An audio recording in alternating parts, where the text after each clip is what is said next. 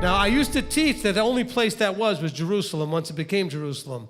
But then I came to realize, I really believe the Ruach shared with me, that it's his desire at this time that you be here and not there. That's why he dispersed us. So his name is dwelling where he puts his name where we are now. And that's why you go and look for those anointed, appointed people and the places where you see the equivalent of the pillar of cloud or pillar of fire over the place, so you feel like that's where his name is dwelling. And he says here that he brought us where? To this place where you are right now, where hopefully you're experiencing a land flowing with milk and honey. Not because we're in the USA, but I mean because you now have truth and the abundance that brings. Remember, this teaching is about appreciating the blessings. So here the person is giving their background, explaining that I know where I came from, but I also know the blessings that I'm now receiving because of your deliverance and intervention in my life. And so there's a declaration that's being made of appreciation for what has been done. Now, could you imagine what the tithing would be like and how good the offering would be if every one of you each week had to come here and lay that tithe out and declare publicly that you've done nothing to mess with that tithe? I think the tithing would be a lot better. I don't think any of you would be messing around with it.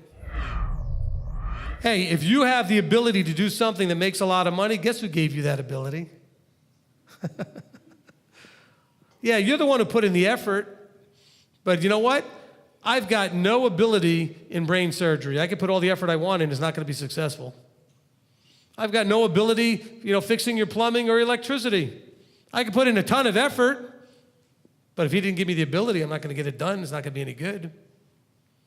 So it's not about the effort necessarily. You are responsible for the effort. And if you're not going to put in the effort, he's not going to bless you, but he'll bless your effort if you put it in. But you got to start off by appreciating the blessings, appreciating the one who's blessing you. That's what tithing's about, is saying, I appreciate that you gave me the ability to create all this, and I appreciate that I get to keep 90% or 80% or 70%. I think the reason he makes tithing so important is because it's the most simple way to see where the relationship is, where the rubber meets the road, because he knows how you feel about your money, about your wealth, about your stuff.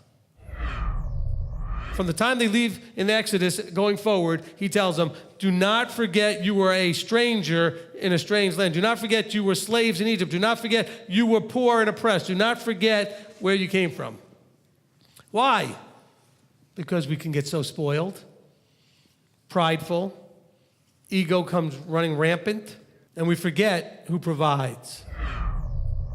Some of you have asked me in the past, not many, but some of you asked because I have a financial background, have asked me about investments. This is a no-brainer. You ready for this? The number one best investment there is tithing. You want to bet the best return on investment you can ever get? Obey him and tithe. Don't look for what stock is going to work or commodity is going to work or trading the currencies in the Forex market or whatever, or silver or gold. The best investment you have is putting that 10% back to him. Now let's understand as I go forward with this that we are not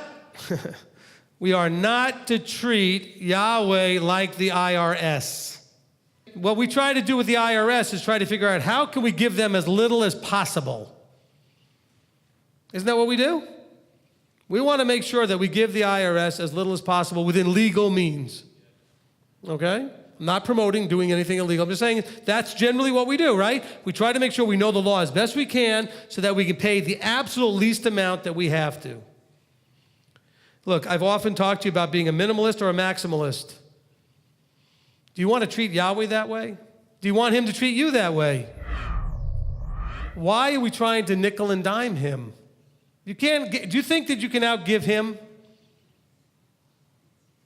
What does Yeshua say about the servant who does only what's expected of him? Worthless. So if you're only expected to give a tithe on just figure out everything down to the penny of what you spent and what it cost you and what you made and all of that, you're going to be back down to worthless again.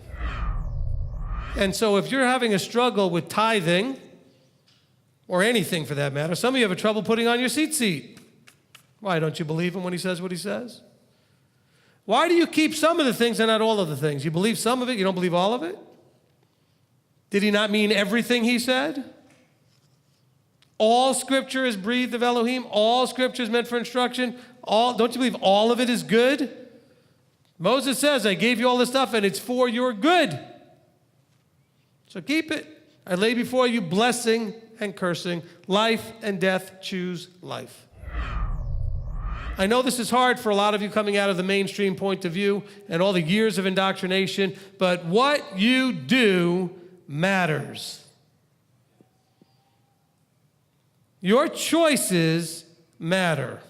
As a matter of fact, it's everything. Your whole point of being here, I did that teaching, right? Making decisions, the reason you exist. Your whole point of having a pulse and breathing is so that you can make decisions before your king. So everything you do matters. Well, you know, I give a little of my tithe over here and a little of my tithe over there, and I send a little bit over to that guy. That doesn't seem to match what we're reading here. You bring it all to the place where he's placed his name to dwell, that you're going and you're being served and you're being fed. You don't just do that anywhere. You bring it to that one place. In giving the tithes and offerings to the Levites would become, or the priests would become strengthened in the Torah of Yahweh, because they would not have to generate an inheritance. They could focus completely on Yahweh, and they would be strengthened. But also, having a priesthood available to you 24/7 would also give you the tools and the counsel you need so that you would be strengthened in the Torah of Yahweh. And also, you would be obeying the tithing laws, which would also bring a strengthening from Yahweh.